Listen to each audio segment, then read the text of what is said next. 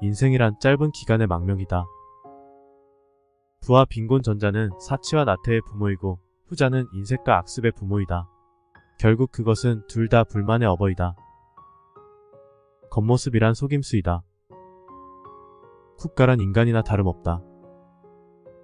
왜냐하면 국가도 인간처럼 가지각색의 성격으로 형성되어 있기 때문이다. 남에게 어떠한 행동을 하였느냐에 따라 그 사람의 행복도 결정된다. 남에게 행복을 주려고 하였다면 그만큼 자신에게도 행복이 온다. 자녀가 맛있는 것을 먹는 것을 보고 어머니는 행복을 느낀다. 자기 자식이 좋아하는 모습은 어머니의 기쁨이기도 하다. 그리고 이 이치는 부모나 자식 사이에만 적용되는 것이 아니다. 남을 행복되게 할 수 있는 사람만이 또한 행복을 얻는다. 남의 말을 열심히 듣는 사람은 말하는 사람 입장에서는 진실한 법과 같다. 성한 곳은 놔두고 상처 부위만 노리는 파리떼처럼 악한 사람은 다른 사람의 장점은 무시한 채 단점만 찾으려고 혈안이 된다. 너희의 비애가 아무리 크더라도 세상의 동정을 받지 마라. 왜냐하면 동정 속에 경멸의 생각이 들어있기 때문이다. 덕은 건강이다. 덕은 아름다움이다. 덕은 영혼에 좋은 존재의 양식이다.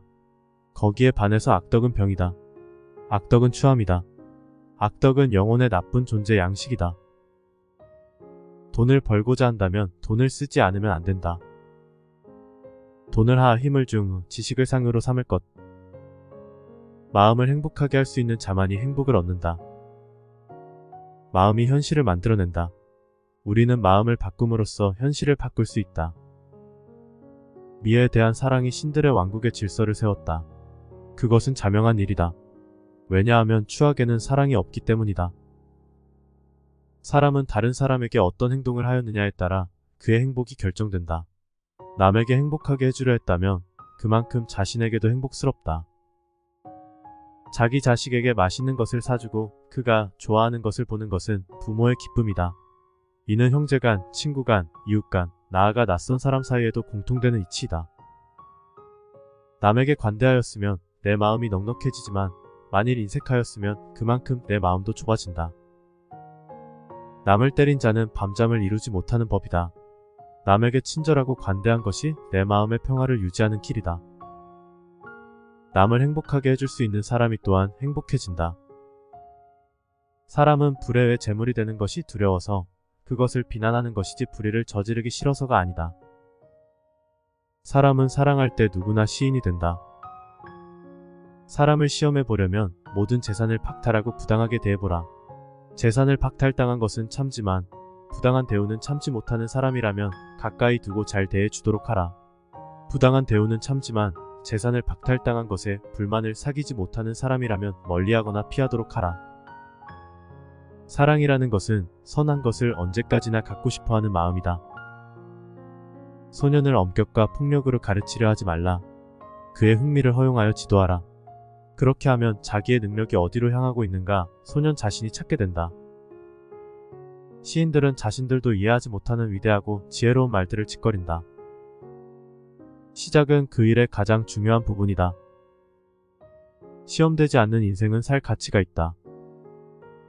악한 사람을 사귀지 말라. 악인들은 그대를 보호막으로 삼는다. 악행에 대한 가장 큰 형벌은 범인을 더 나쁜 사람이 되게 만드는 것이다. 여성의 아름다움에 대한 정답은 없다. 올림픽 경기에서 우승하는 것보다 평생을 두고 국법을 잘 지켰다는 명성을 얻는 사람이 오히려 훌륭하다. 용기란 일종의 구원이다. 육체에서 비롯되는 쾌락의 상태가 줄어들면 들수록 그만큼 대화의 즐거움과 매력은 커지는 것이다. 우리는 우리의 육체에 속박받고 있다.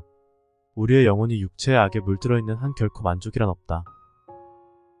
인간은 자기 자신만을 위해서 태어난 것이 아니라 조국을 위해서 태어났다. 인간의 교육에 의해서만 인간이 될 수 있다. 인간에서 교육의 성과를 제거하면 아무것도 남는 것이 없다. 인간의 영혼은 불사불멸이다. 자, 모든 사람의 마음속에 온갖 종류의 새장이 있다고 가정하라. 어떤 새들은 무리를 지어 다른 새들로부터 이탈하며 어떤 새들은 무리를 이루고 어떤 새들은 외로이 어디론지 마음대로 날아가기도 한다. 이 새들이 곧 지식이며 우리들이 어렸을 때는 이 새장은 텅 비어 있었을 것이다. 그리고 인간이 이 우리 속에 어떤 종류의 지식을 넣고 보관해 두었다면 그는 지식의 대상이 되는 것들을 배우거나 발견했다고 말할 수 있을 것이다. 이것이 곧 아는 것이다. 자신의 능력에 의하지 않고 조상의 명성 때문에 존경받고 그것을 감수하는 것만큼 수치스러운 일은 없다. 자제는 최대의 승리다. 재산이 훌륭한 위안자가 되어줄 수 있다는 것은 누구나 아는 사실이다. 재판관은 젊어서는 안 된다. 판관은 자기의 이성의 판단에 의해서가 아니라 타인의 악의 본질을 오랫동안 관찰함으로써 그 악을 배워 알아야 한다. 지식이라는 것은 그의 안내역이 되어야 하며 개인적인 체험이 되어서는 안 된다. 정의는 자기에게 어울리는 것을 갖고 자기에게 어울리도록 행동하는 것이다. 정의란 각기 자기가 할 일을 다하고 타인을 방해하거나 간섭하지 않는 것이다. 정의와 무관한 모든 지식은 지혜가 아니라 쓸모있는 지식이다. 정직은 부정직보다 돈에서 멀어지게 되어 있다. 지혜, 용기 전체가 조화될 때 정의가 실현되고 또한 만인의 행복을 보장하는 이상 국가가 이루어질 수 있다. 진정한 철학에 의해서만 국가도 개인도 정의에 도달할 수 있다. 진정한 철인이 통치권을 쥐거나 또는 통치자가 신의 은혜로 진정한 철인이 되지 않는 한 인간은 악에서 벗어날 수 없다. 착한 사람들이 일반 문제를 무관심하게 대한 형벌은 악한 사람들의 지배를 당하는 것이다. 철학자가 왕이 되거나 현재의 왕들이 철학적 정신과 힘을 갖게 되기 전까지는 국가도 인류도 결코 재난을 면치 못할 것이다. 철학자가 통치자이고 통치자가 철학자인 국가는 행복하다. 철학자는 바닷속의 커다란 가오리와 같은 존재이다. 척근에서 만져보려 하면 언제나 깊이 잠들어 버린다. 청소년에게 일을 시킬 때는 다소 잘못이 있더라도 변명할 여지를 남겨주도록 하라. 혹독한 질책은 청소년을 얼어붙게 만든다. 최대의 승리는 자기 자신을 정복하는 것이다. 자기 자신에게 정복당하는 것은 최대의 수치다. 행복은 선을 나의 것으로 함으로써 얻는 것이며 선의 내용은 영원성에 있다. 그렇기 때문에 우리가 영원히 지닐 수 없는 것에 마음이 이끌려서는 안 된다.